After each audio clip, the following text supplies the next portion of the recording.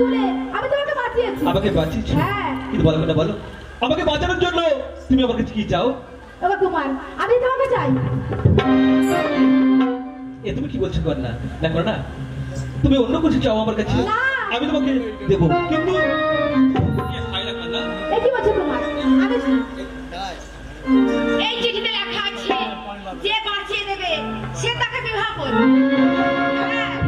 এ তুমি কি বলছো কন্যা? হ্যাঁ কুমার। আমার পিতা এই ভেলার মধ্যে এই চিঠিটা দিয়েছিল, যদি কোনো রাজকন্যা আমায় বাঁচায় তাহলে তার সঙ্গে আমার শাড়ি দেবে, আর যদি কোনো পুরুষ আমাকে বাঁচায় তাকে আমার পিতা অর্ধেকটা রাজত্ব দেবে। কিন্তু এ কেমন করে হয় কন্যা? না কুমার না।